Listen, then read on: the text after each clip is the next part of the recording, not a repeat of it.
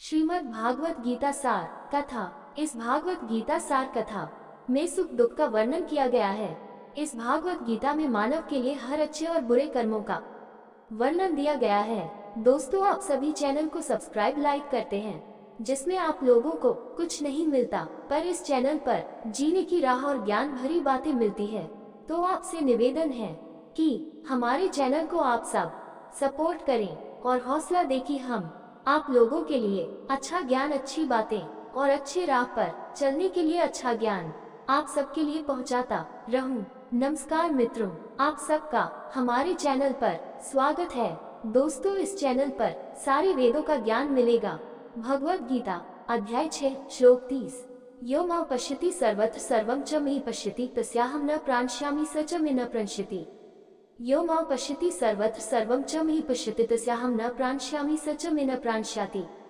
यह जो मां मुझे पश्यति देखता हूँ, सर्वत्र सर्वत्र सर्वं सब कुछ, च तथा मयि मुझ में पश्यति देखता हूँ, तस्य उसके लिए, अहम मैं, न नहीं, प्राणश्यामि खोया हुआ, स वह व्यक्ति, च तथा मेरे लिए, न नहीं, प्राणश्याति खोया हुआ। यो मां पश्यति सर्वत्र सर्वं च मयि पश्यति तस्याहं न प्रणश्यामि स च मे न प्रणश्यति। अनुवाद: जो लोग मुझे सर्वत्र देखते हैं और सभी वस्तुओं को मुझ में देखते हैं, उनके लिए मैं कभी लुप्त नहीं होता, न ही वे कभी मुझसे लुप्त होते हैं। भगवान को खो देने का अर्थ है मन को उनसे दूर भटकने देना, और उनके साथ रहने का अर्थ है मन को उनसे मिला देना। मन को भगवान से मिलाने का सरल उपाय है कि हर चीज को भगवान से जोड़कर देखना सीखें। उदाहरण के लिए, मान लीजिए कि कोई हमें कष्ट पहुंचाता है। जो हमें कष्ट पहुंचाता है, उसके प्रति द्वेष, घृणा आदि भावनाएं मन में आना मन का स्वभाव है। लेकिन अगर हम ऐसा होने दें, तो हमारा मन ईश्वरीय क्षेत्र से दूर चला जाता है और भगवान के साथ हमारे मन की भक्तिमय एकता समाप्त हो जाती है। इसके बजाय अगर हम उस व्यक्ति में भगवान को बैठे हुए देखें, तो हम सोचेंगे, भगवान इस व्यक्ति के माध्यम से मेरी परीक्षा ले रहे हैं। वे चाहते हैं कि मैं सहनशीलता का गुण बढ़ाऊं, और इसीलिए वे इस व्यक्ति को मेरे साथ बुरा व्यवहार करने के लिए प्रेरित कर रहे हैं।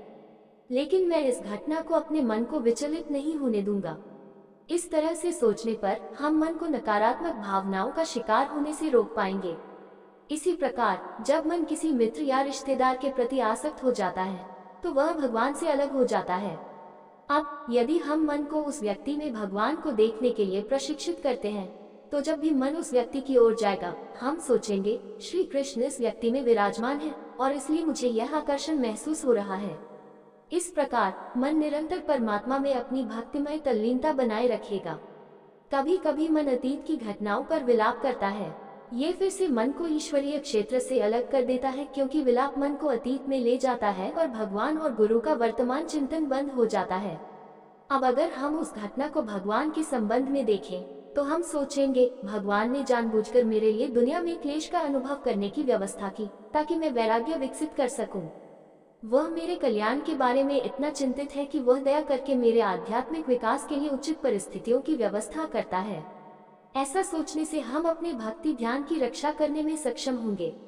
ऋषि नारद कहते हैं, लोका हनौ चिंता न कार्या निवेदितात्मा लोका वेदित्वात्। नारद भक्ति दर्शन सूत्र 61-23।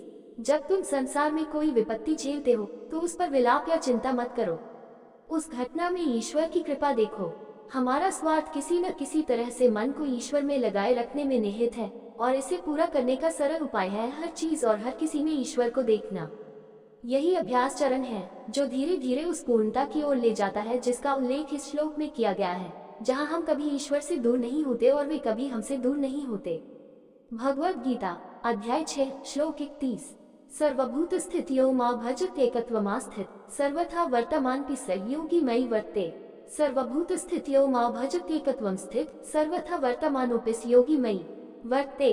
सर्वभूत स्थित समस्त प्राणियों में स्थित यह जो मां मुझे भजती भजता है, एकत्वम एकता में, स्थित स्थित, सर्वथा सब प्रकार में, वर्तमान रहता है, अपि यद्यपि, स वह योगी योगी मयि मुझ में वर्ते निवास करता है। सर्वभूत स्थितियो मां भजति एकत्वम स्थितः सर्वथा वर्तमानपि स योगी मयि वर्ते। अनुवाद: जो योगी मेरे साथ एकता में स्थित रहता है और मुझे समस्त प्राणियों में स्थित परमात्मा मानकर मेरी पूजा करता है, वह समस्त प्रकार के कार्यों में संलग्न रहते हुए भी केवल मुझ में ही निवास करता है। भगवान संसार में सर्वत्र व्याप्त हैं। वे सबके हृदय में परमात्मा के रूप में विराजमान हैं। श्लोक 18.61 में श्री कृष्ण कहते हैं, मैं सभी जीवों के हृदय में निवास करता हूँ। इस प्रकार प्रत्येक जीव के शरीर में दो व्यक्तित्व होते हैं, आत्मा और परमात्मा। भौतिक चेतना वाले लोग सभी को शरीर के रूप में देखते हैं तथा जाति, पंथ, लिंग, आयु, सामाजिक स्थिति आदि के आधार पर भेदभाव करते हैं।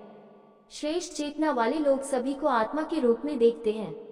इसलिए श्लोक 5.18 में श्री कृष्ण कहते हैं, वास्तविक विद्वान दिव्य ज्ञान की आंखों से ब्राह्मण गाय, हाथी, कुत्ते और कुत्ते को खाने वाले को समान दृष्टि से देखते हैं।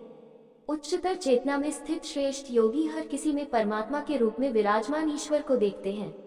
वे भी संसार को देखते हैं, लेकिन वे इसके प्रति उदासीन होते हैं। वे हंसों की तरह होते हैं जो दूध और पानी के मिश्रण से दूध पी सकते हैं और पानी को छोड़ सकते हैं। परम श्रेष्ठ योगी परमहंस कहलाते हैं। वे केवल ईश्वर को देखते हैं, उन्हें संसार की कोई अनुभूति नहीं होती। श्रीमद्भागवतम में कहा गया है कि वेदव्यास के पुत्र शुकदेव की अनुभूति का स्तर ऐसा ही था।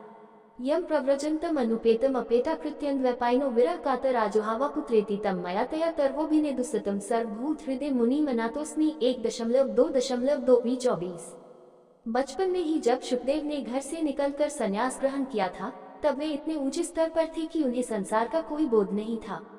उन्हें ये भी नहीं पता था कि सुंदर स्त्रियां नग्न अवस्था में सरोवर में स्नान कर रही हैं, जबकि वे वहां से गुजर रहे थे।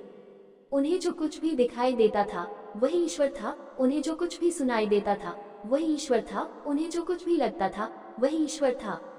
इस श्लोक में श्री कृष्ण उन सिद्ध योगियों के बारे में बात कर रहे हैं जो उपरोक्त स्तर की तीसरी और चौथी अवस्था में हैं।